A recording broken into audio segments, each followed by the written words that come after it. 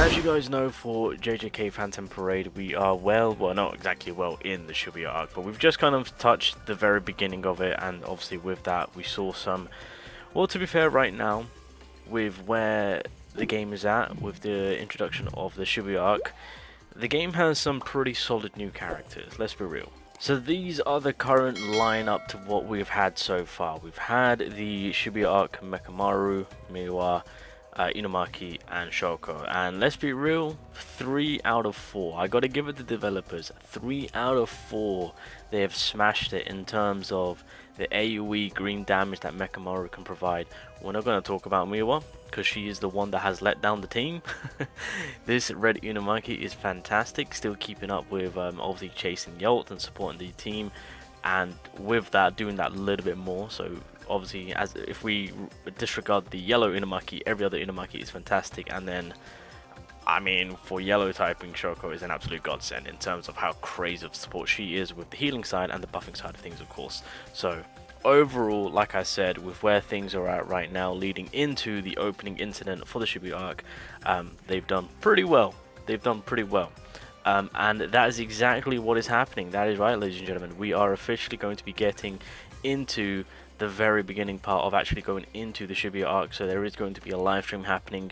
Exciting times. I mean, it is a 2 weeks wait because it's going to be what, the 25th of March. So they're really waiting, you know. But then again, it's fine because also it gives Global that opportunity to catch up. So by the time we actually get to the 25th of March, I think Global will probably get through another 3 characters, because we've got the Nanami coming in the 14th.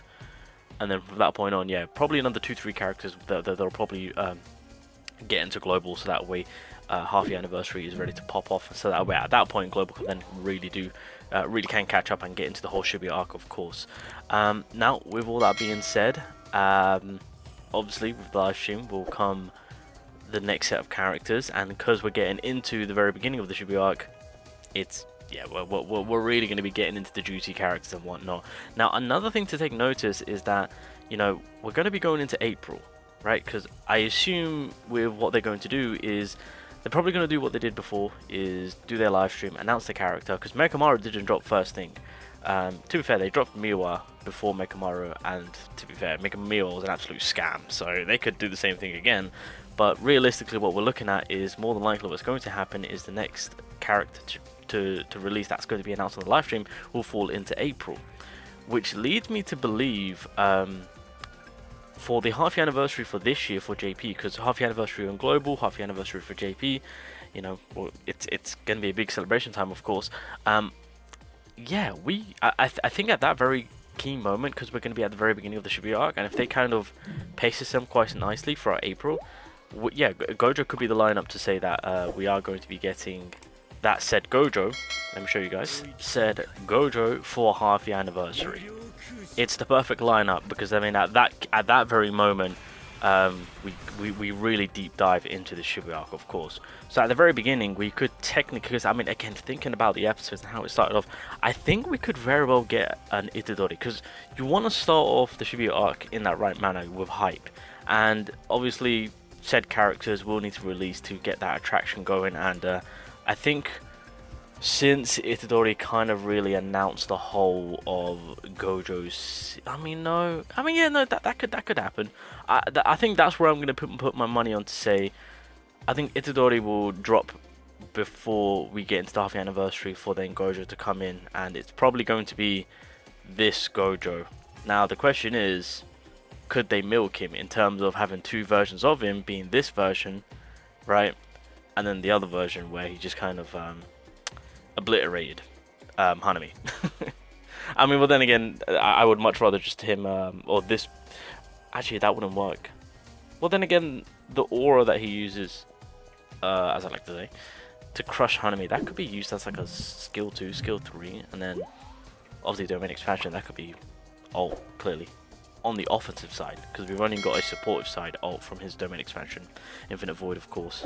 So that's something to kind of look forward to. Now, not only that, not only am I putting my money on to say that Itadori will probably get his glow up in terms of being the unit to start off the initial operation for Shibuya arc, of course. and then of course Gojo being the half-year anniversary in May. That's where I'm putting my money on. The next character in line is going to be blue typing. Now, I don't know about you guys, but this has piqued my interest, right? Because if we look at every other typing that we've had, when it comes to green, we've got fantastic AoE damage. Not to say that we weren't struggling as much since Gojo was still kicking ass, but obviously with HP Gojo he does disappear. So it's nice to have a character that stays on the field for quite some time, although it does require a little bit of build-up with Mekamaru. Inamaki, fantastic red support, right? Can't go wrong with him, with all that he provides. Chase ult, stunning, debuffing the enemy, of course, allowing us to do more damage so overall. And then on top of that, having a little bit of sub DPS power behind him, so can't go wrong with that character, of how he's helping out the red mono team, just in general. And then of course Shoko just, you know, being an absolute godsend for the yellow typing, of course. So that's just kind of self-explanatory on that one, how crazy of a character she is. So it kind of begs the question on the blue unit, because it's 100% going to be a blue unit next, right? 100% going to be a blue unit next. The big question is, what are we going to be doing? Because I can't see them adding. I don't know what it could be, because Sukuna is just, I mean, he's him to this day. This man is still obliterating content. You just, you know, just if there's any boss out there or any fight out there that requires a blue advantage play, of course, he is the man to take.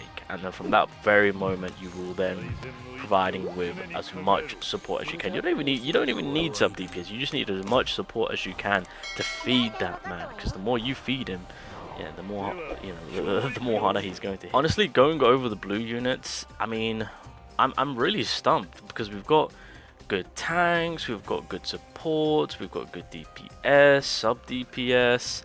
I'm really stumped on what more we could get, on who can get replaced, on what unit can come in and kind of elevate the team a little bit more, of course. Yeah, it's going to be interesting. It's going to be interesting nonetheless to see on what gets released for the blue typing, on who the unit is going to be. But more importantly, what are they going to be doing for my boy Sukuna? Because let's be real, that man ain't going anywhere, and he is the king. My man needs to feed, so feed him, please. But yeah, I don't know. I feel like I've got a sneaky suspicion to be like, yeah, it's going to be support. I think they're gonna. I think we're due, because I mean the latest characters we've had pre-anniversary. No, sorry, anniversary and after anniversary. No, pre-anniversary, because Miguel Comet came before Sukuna, of course. So we had like an updated tank, an updated DPS. So I think an updated support is due. That's my that's just kind of like my vibe on it. I would much rather prefer a buffing type character, since in terms of with where blue units are out right now, we're really heavily relying on the debuffing side of things.